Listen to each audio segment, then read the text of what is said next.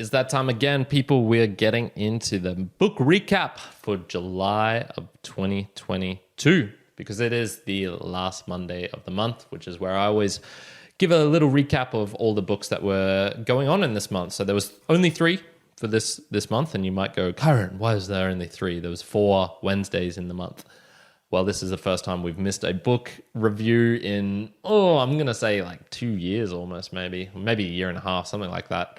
So like I mentioned previously, I'm spending a little bit of time doing some other things. So is Juan. And so we are not 100% focused on reading books. I'm definitely not putting out 2 book reviews a week like I used to. Damn, I can't even believe I used to do that. That's crazy. So now it's more, it's still important to me. I'm still reading a couple, as you'll hear in what's coming up for August of 2022, but it's just not as much of a priority. So we missed our first one, and we probably will miss 1 or 2 others, I'm sure, in the coming months. But in general, we do want to still try and make this a weekly thing. So what were the 3 books that we went into? Well, I'll start off with my 2. First one was The Bitcoin Standard by Saifedean and Ammous. I gave this a 7.5 out of 10. It was a good book. I enjoyed it in its totality. The reason I read it was because I'd heard basically it's the gold standard, the Bitcoin standard of Bitcoin books, and so it was really nice to get that mix of someone solely focused on money and solely focused on Bitcoin, and don't look at any of the other stuff. Just on that. He writes very passionately, obviously has a very strong distaste for the Keynes sort of view, or the monetarist sort of view. I think he did get a little bit swept up in the fervor of things. You can see this when some of the things that he says in terms of name calling, which whilst hilarious, I did enjoy. I'm not sure if I'm super serious that is the best way of being convincing. So calling people hucksters and scammers, and how it was Keynes versus the battered wives monetarists, or the mathematical sophistry and things like that. Funny, yes, but convincing, not particularly. And then there was also a couple of like random throwaway stuff, like he was blaming the breakdown of the family unit on fiat. I haven't seen any particular data for that. I'd be very interested to know why exactly this is. And this is a thing that Bitcoin people do as well. It's like Bitcoin fixes this, and every single problem will be like Bitcoin fixes this. I'm not sure about that, but it was cool to read anyway. A couple of the additional points that I took out from this was the idea of the survival of the fittest of money. So it really showed, okay, glass beads. One, I didn't understand why glass beads and shells and random rocks and things like that, jewelry, was used as money. Like, oh, look at these ignorant people from the 1500s. No, Kyrin, you're the ignorant one, because you didn't understand why it was a perfectly good money back then, or the best money that they had then, which is probably the best way of thinking of things. It's a survival of the fittest, and it's like an open free market. You can just go in and like the best will emerge sort of thing. And so if you have people like the Bitcoin maxis who are saying, this is the only money and this is the best one and I'm only going to use it, there's a certain level of why that idea took hold and root in them and made them change their behavior so much that they would behave like this. And then also why there's maybe people who are slightly off of that scale, like me, who will now say, oh, okay, I'm not going to call them cryptocurrencies. I'm going to call it a cryptocurrency. There is only one which is really behaving like a money and trying to be a money, i.e. Bitcoin. And this is good enough for me. I can see why it fixes all of these problems in the world. I can see how it's changed my own behavior. I've found that, not only the effects it's had on me, but also the underpinnings behind it, as explained in this book, I've found very, very convincing in that sense. A couple of the additional things: a society obsessed with producing the monetary medium is unhealthy and not productive. So something to watch out for if you're a Bitcoiner, perhaps, is if you just notice everyone is obsessed with the producing of the Bitcoin, the mining. We need more energy to go into the Bitcoin mining. And it gets to the point where you forget about other things. It's sort of the analogy I would draw to that would be someone who is, I'm going to sacrifice my entire life. I'm going to rise the corporate ladder to get more money, and then I'll use that money to make myself more efficient so I can get even more money. You're missing the point. And so that's one thing for me. Like if I just notice, people are getting way too obsessed with the Bitcoin mining, not for the things that it changes in the world, but just for the thing itself. It's sort of like chasing happiness in a way. Chasing happiness isn't the best way to get happiness. It's better to view it as a secondary kind of function of doing other things. So yeah, for me, that was a good point, and it just made me go, okay, something I want to watch out for as well. He was very no-nonsense with his explanations. I quite like that.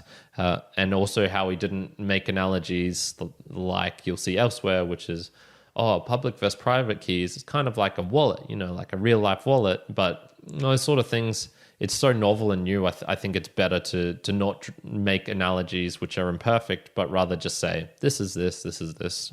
I quite enjoyed that. And then there's a couple of things related to why it isn't going to be money in the sense that we use now with a Visa or debit card, and instead might be used as the sort of ultimately backed sound money, which underpins the financial system, but we use things which are more speedy, maybe less secure. Maybe they make some trade-offs for that ability to scale to a larger level, and are a bit more centralized, but the underpinning thing is rock solid and backed. I thought that was a pretty good argument. Now, when we get to the Boostagram Lounge, we'll find a section, a comment, in fact, which disagrees with this, and I'll make sure to read that out. But overall, pretty damn decent book, and I quite enjoyed it. Now, the next one, which is Meditations on First Philosophy by René Descartes, very tiny, thin book. I gave it a 5.5 out of 10, but it's a kind of harsh rating because I actually quite enjoyed the book a lot. It was more just it on its own. I would give it that kind of lowish rating, but I would add probably, 2 points, maybe 3. 3 is a bit much. 2.5, with supplementary details like perhaps listening to Sam Harris's podcast, because he goes over some of these ideas. Especially the I think therefore I am sort of aspect, or going to the Wikipedia page for it. Brilliant resource for this. I found that really, really helpful. So the I am a thing that thinks occurs very frequently. This is foundational truth, and this, no matter what else, can't be wrong. This is what I really took out from the book, that process, that method of internally diving in, discarding useful stuff, starting off with doubt and saying, my senses are trying to deceive me. This isn't helpful. This isn't, I think that's really, really interesting. And he certainly can be very sure that his senses were deceiving him. So on page 27, I want to bring up this little section because I found it quite good. He was talking about why the senses deceive him. And so you're saying, look, there's the idea of the sun. So I look at the sun up in the sky, there's heat coming. I can visually see it entering into my eye. I can feel it on my body, that sort of stuff. That's one idea of the sun. And I can go, yeah, you know what? It's about the size of my thumbnail. That's roughly how big the sun is. Now, when you start using some maybe deeper principles of philosophy and mathematics and things like that, that's where you can go, oh, you know what? Maybe it's a bit bigger. So onto his little point here and talking about that. So he says, by means of this idea, the sun appears to me to be quite small, but there's another idea, one derived... I should have started a little bit earlier. So he says, for example, I find within myself 2 distinct ideas of the sun. One idea is drawn, as it were, from the senses. Now, it is this idea which, of all those that I take to be derived from outside me, is in most need of examination. So this is him looking at the sun, feeling the warmth on his body, things like that. Then he continues, by means of this idea, the sun appears to me to be quite small. But there is another idea, one derived from astronomical reasoning, that it is elicited from certain notions that are innate in me, or else is fashioned by me in some other way. Through this idea, the sun is shown to be several times larger than the earth. Both ideas surely cannot resemble the same sun existing outside me, and the reason convinces me and reason convinces me that the idea that seems to have emanated from the sun itself from so close is the very one that least resembles the sun. So a good point. I think that's a fantastic point. I can't trust my senses. It's better to use something that's a bit more grounded in reality and truth, in a higher truth, if you want to put it that way, which is mathematical reasoning. I can say gravity is impacting this. The Earth is this sort of distance from the sun. You know what? I think the sun is maybe a couple of times larger than Earth, which is quite funny. So it sort of proves his point and disproves it, because nowadays we'll go, oh yeah, you're only off by, I don't know, a factor of a couple of million or billion. I'm not even sure how large the sun is. It's so big that it's almost impossible for me to comprehend how big it is. And yet, so that kind of proves in a way how this higher reasoning that he's talking about, well, he's still quite wrong in a way, and yet he's closer to the truth than just relying on the senses. So once again, I look back at him in the 1640s and go, you ignorant philosopher, you have no idea how big the sun is. You're way off. Much like someone in 2,400 years would be like, Kyrin, that ignorant son of a bitch. He had no idea that he's in the Matrix and the sun isn't even real. You idiot. So there's all of these sorts of ideas which are, it's really fun looking back in time and seeing like, man, he was bang on with his method, but he was still so far off. And, you can't blame him for that particularly. They just weren't as advanced as we are. And like in 100 years' time, they're going to look back at me and think I'm a ignorant buffoon. One of the others, which was I found really fun to contrast, was he came up with this when he's talking about these ideas that are closer to the truth. So they're more innate. They're not derived from the senses outside. They're true even if you didn't have these sorts of senses coming within. And so one of these is 2 + 3 = 5. So it doesn't matter whether you're in real life, whether you're in a dream, whether you're in the Matrix, whether you've been knocked out, whether your IQ is super low or super high. 2 + 3 is always going to equal 5. And I really thought, oh man, that's really funny, because you could contrast that with the 1984 George Orwell, which has 2 + 2 = 5 in it, which is kind of the idea that if you have a suppressive enough, totalitarian enough government forcing an individual, that they can distort their reality so much to be whatever it is they want to be. And in this case, he comes up with 2 + 2 = 5. I say it because Big Brother says it. And so there's all of these examples in the book where he's holding up 4 fingers and Winston Smith is trying his darndest to believe it. And in one moment he sees the 4 fingers become 5 fingers somehow without the use of a thumb. And it's like, oh wow, 2 + 2 does equal 5. So I kind of like to contrast those two of there's like a higher truth, and then that higher truth could even be trumped by a more powerful force or something like that. I think that's a fun little idea. The last one, 2 more. One is the light of nature. He always talks about this, brings it up constantly in the book. I have no idea what it means. The light of nature. If someone knows what that is, please send me a Boostagram or a message or something like that, because I just didn't understand that. And it appeared, I don't know, at least 5 times, but probably closer to 10, 15, 20. And the last one on page 34, right at the bottom, which was where he was talking about his essential argument for God. So to quote, all that remains for me is to ask how I received this idea of God, for I did not draw it from the senses. It never came upon me unexpectedly, as is usually the case with the ideas of sensible things when these things present themselves, or seem to present themselves, to the external sense organs. Nor was it made by me, for I plainly can neither subtract anything from it, nor add anything to it. Thus, the only option remaining is that this idea is innate in me, just as the idea of myself is innate in me. So this is where he's linking a couple of concepts. One, I think, therefore I am, his sort of basis, his founding point. Then he's talking about, okay, this is it's innate in me that I am an I, that I'm a thinking thing. That's the only That's where he starts off with. That even if everything else is deceiving me, even if I'm wrong about my senses, if there's I'm living in the matrix, if I'm actually in a tub of water or a gel or something like that, my body actually isn't a real body. I'm actually just a brain in a vat. I can start off with that something is happening. That's the root cause. And then this other innate idea of God is where it kind of lost me, I guess, because I haven't experienced that myself. And this is where maybe it would have been useful having some parts in the book talking about how individuals can be different as well. And so, for example, if I had never been born in Australia in a Western country and instead had been born somehow on my own my parents had gone for a trip to the Amazons, plane had crashed, they'd died in the crash. I was a little young boy and I was raised by wolves out in the man, I'm mixing analogies here. I'm going to Siberia now. I've crashed in Siberia. The wolves have raised me.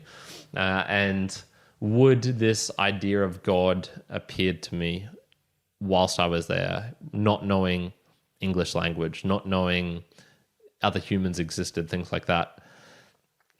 I struggle to see that that innateness, which is sort of the core of his argument for why God exists. Well, he has several other things as well, which he tries to really show. So did it make me a believer in God? Not particularly. I'm not a not believer either. I'm a definitely agnostic fence sitter.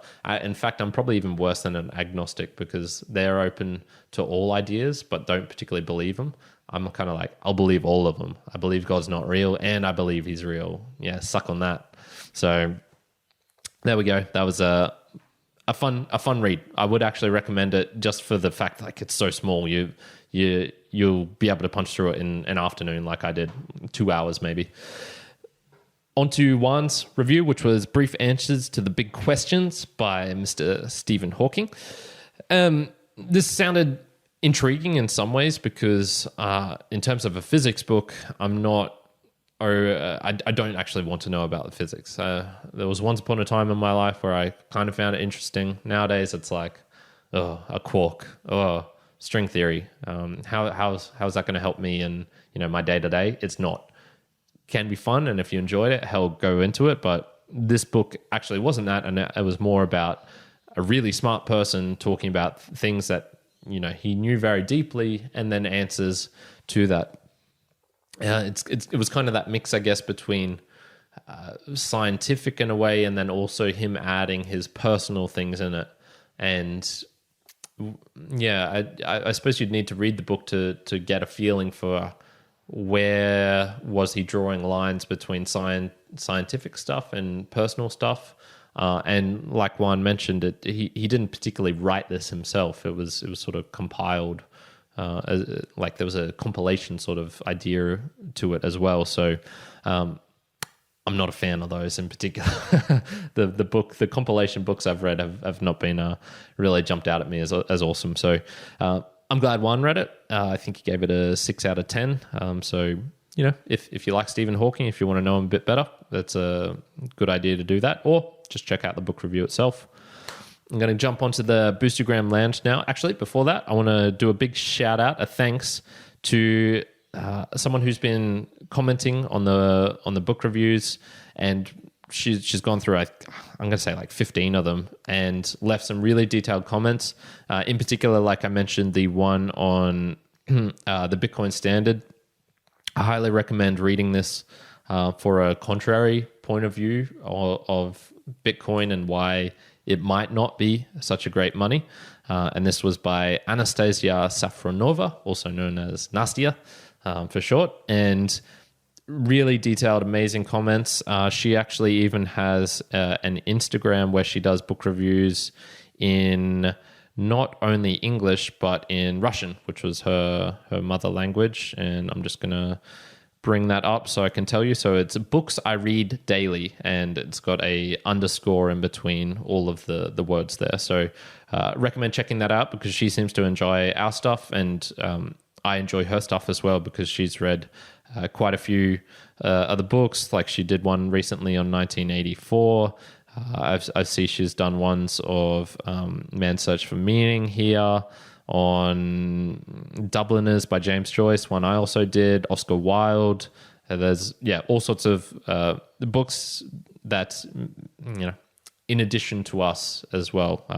So a sort of same style, but also different. So highly worth going checking out her stuff, and highly worth checking out her comment on the Bitcoin Standard to get a contrasting point of view. So onto the actual boostergrams themselves. Got some good numbers coming in through this, but it is predominantly from none other than Peter the Slav. So the first one here, 4,750 sats, and all of these are through Fountain, I believe. And he says, my favorite book of all time? I don't really have a standout. It's kind of like asking which is your favorite child. Yeah, it can be a tough one. I do this enough that I feel like I'm comfortable saying this is my favorite book of all time, i.e. 1984. And then there's all of the others, which are really decent ones, and they're sort of all at the same level. So this is kind of things like The Grapes of Wrath, The Lost Horizon, Man's Search for Meaning is definitely up there for me. There's a whole bunch of them. The Alchemist by Paulo Coelho. I'll probably do another top 10 update sometime in the future. But if someone asks me what's the best book of all time, that's so subjective. It is very hard saying it and having one standout. It probably is like, what are your favorite books of all time is a better question to actually ask. So thank you very much, Peter. Nice little comment there. Then he sends through a big one. Oh, 47,500 this time. Which is gracias, Peter. And he says, I really appreciate you slogging through this one. So this is on Reasons Persons by Derek Parfit. And making such a detailed review. I bought this book a few years ago, and now I think I may just donate it to the local thrift store. As an homage to Dr. Parfit, I will pose this question. Hold on to your philosophical seats here, people. Had I not purchased this book only to not read it, would I have not gained this valuable lesson from not Kyrina into the non-fathomable philosophies professed by Dr. Parfit? Man, if Dr. Parfit was still alive, he would be creaming himself right now, whipping out another 600-page book in response to this. So that's just in reference to the double, triple, and I think even quadruple negatives that he got into numerous times in the book. I would be fascinated if anyone can read this and not feel like it's a slog. Even if you love philosophy, even if you love nuanced theological or philosophical points or metaphysical points, I really cannot see how reading this type of book would not still make you just go at the end of it and just be like, damn, my brain's worn out trying to understand it. I hope other people took out more than I did, but yes, you're welcome, Peter. You're welcome. And I just hope that you trust my interpretations enough, which it sounds like you do. So very much appreciated. Thank you, mate. And I hope that the local thrift store has some aspiring young philosophical person who can interpret it and really get some enjoyment from it. We've got another additional person here. This is exciting. So 190 sats from Captain_Stacks. Must be a Bitcoin person. And he says, great episode. I really enjoyed Sapiens, but I'm skeptical about Homo Deus. And then the thinking emoji. Yeah, look, man, I'm a weird one with this. So Juan was the one who did both book reviews on Sapiens and Homo Deus. I read the first 2 chapters of Sapiens and threw it out because I thought it was a piece of shit.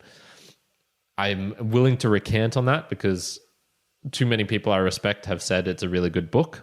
But I don't know. It's a big book as well. And so it would have to be something really pressing and urging for me to go out and read it. So I'm glad you enjoyed it. And I actually would like to know why you're skeptical about Homo Deus, because it sounded like it was in line, at least with the first one from what I could see from the outside. We're going back again to Peter the Slav. And so this was from Fountain. And he says, a physics book with political comment. Erg. Yeah. When Juan mentioned that in the brief answers to the big questions, I wasn't particularly drawn into that as well. Like the only thing I care less about than super deep philosophical stuff is politics. Ugh. And politics in a physics book. Yeah. Well, at least that answers my own question. When it gets into personal stuff and non-scientific stuff, nothing elicits non-scientific arguments like Donald Trump and the American presidency.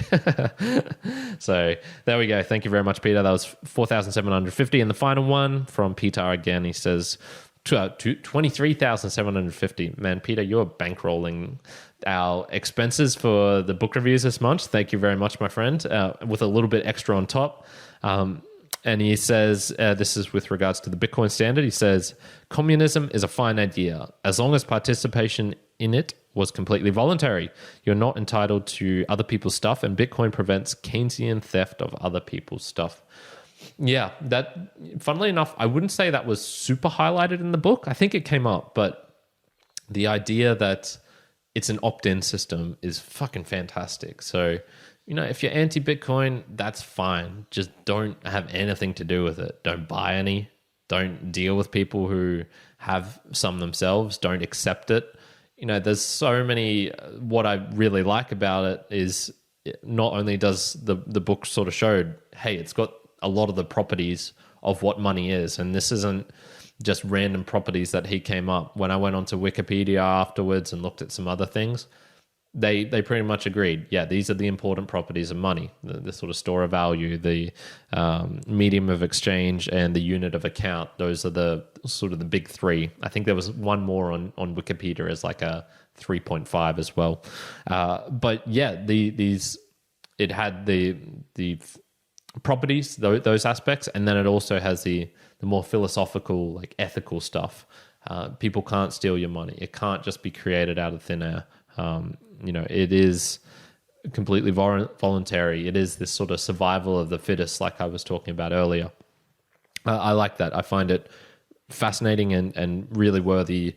It's a fun experiment. Like, how do I personally see it turning out in the world? I have no fucking clue.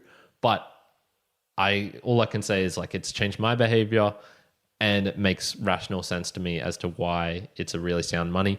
Is it going to be used like Visa? Probably not. Maybe on the Lightning Network, but I don't know. Probably, I would still say probably not. But can it become the backing, I guess, of of the whole financial system? I think there's a pretty good argument to why that could be the case. Will it? I don't know. So that's also check out that comment by Nastia on the Bitcoin Standard Book Review on YouTube, and you'll get a completely different point of view of why it's not that great. So good to contrast these things and have that debate, see which side you fall on, and then roll with it. So once again, there's a Value for Value podcast. Thank you everyone for joining. In particular, Peter and Captain Stacks and let me get her name completely right, Anastasia Safronova. Thank you very much, you three. You've really been standouts for this month in terms of the feedback, in terms of helping to support the podcast, bringing joy to me. I've enjoyed it, interacting with each and every one of you. And there's a Value for Value podcast. So if you've made it this far, basically, I do this all for free. And Juan, we just say, look, here it is. Take it, consume it, do whatever you want. I hope you got some value from it. I hope you found something interesting. And if not, that's fine. You don't have to listen to it. And I'm not forcing you to pay to listen to it. But if you did get some value, I just ask you return that in whatever form you want. It can be like Nastia was doing and leaving some really detailed book reviews, some great counterpoints to some things I've said, to her interpretation of certain books and things like that. Brilliant. I loved it. It can be like Peter and donating,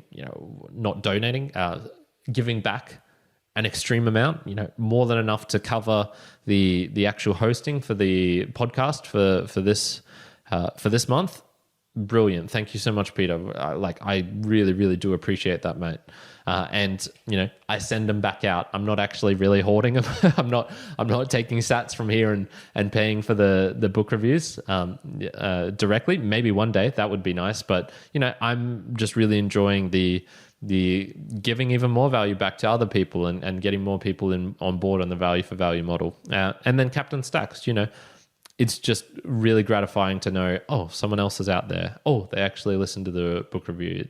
These aren't just inflated numbers from, I don't know, the IAAB podcasting statistics or, bots trolling through whatever and just consuming something. Like, there's an actual person behind it. I really do enjoy that. So thank you everyone for tuning in. I almost completely forgot what's coming up for August of 2022. I'm reading 2 books at the moment. One is Los Héroes y las Tumbas, or Las Tumbas y los Héroes. I'm not sure. Can't remember which way around. So it's a book written in Spanish by Ernesto Sabato. Yes, I'm glad I remember that. An Argentinian writer. I'm enjoying it quite a lot, actually more than many of the other Latin boom period South American or Latin Americans that I've read before. So that's a good one. I'm also reading The Plague by Albert Camus. So very fitting in the times of coronavirus and things like that. And yeah, it's been a good month. I hope to get both of those books out before in August of 2022. So look forward to those 2. I'm not sure what Juan's reading, but I'm sure he's got something tasty cooking up. And other than that, I hope you're having a fantastic day wherever you are in the world. Kyrin out.